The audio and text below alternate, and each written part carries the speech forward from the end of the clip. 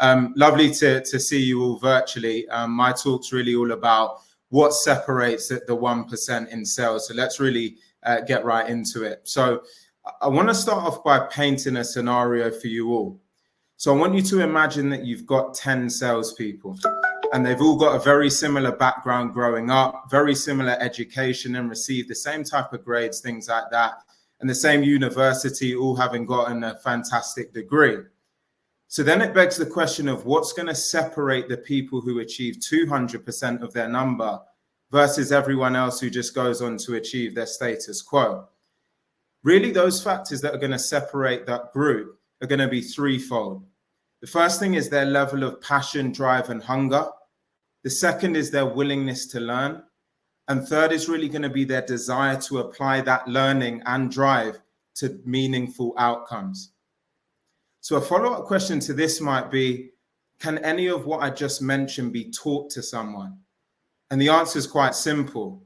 No. You can't teach someone to have drive, a desire to learn, or a willingness to apply that learning. That really comes innate in a person. But the question then might be, can any of that be ignited or re-engaged? Absolutely it can.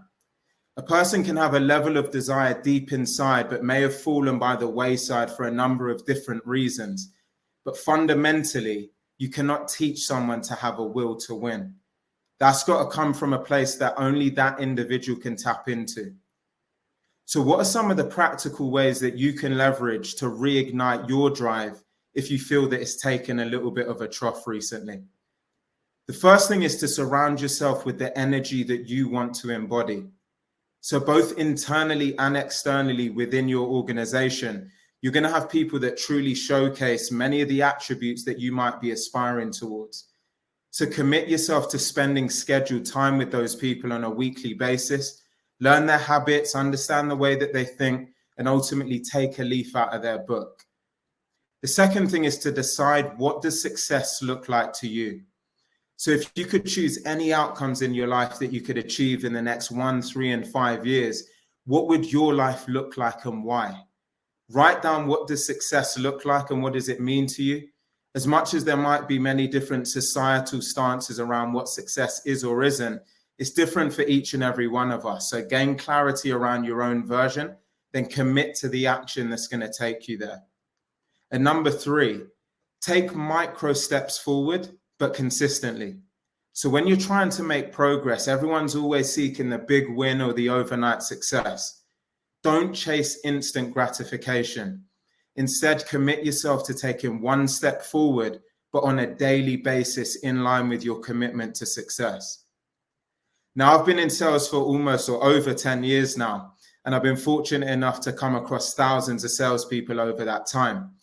And of those thousands, the mass majority simply just meet the bar of expectation. They don't raise it. And elite performers are committed to becoming 1% better each and every day.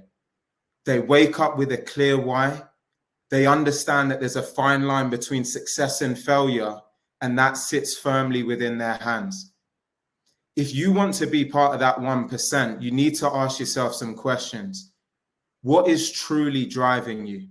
Why is it driving you? And what are you willing to do each day to take a step closer towards the outcomes you say that you desire? Because if I ask all of you watching this right now, if you're motivated and ambitious, 9 out of 10 of you are going to say that you are. But then when times get tough or you're behind your number or things aren't going your way, many of you would fold. The great thing about everything that I'm saying here is the fact that you have a choice, and you have a choice every single day to wake up and meet the bar of expectation or to raise it. You have a choice to be disciplined, to be organized and eliminate distractions, or to let your day run you. You have a choice to dedicate time to your learning, growth, and development, or to let the top performer at your company prioritize it whilst you sit and watch another episode on Netflix. In the words of the late, great Kobe Bryant, the moment you give up is the moment you let someone else win. So you need to decide, what do you want to be known for and who do you want to be? Because becoming the best at anything is not an entitlement. It isn't, it's simply the sum total of every micro action and micro decision that you take on a daily basis. We all get one shot at our lives and one shot at our careers. Don't leave anything on the table. Choose to be great.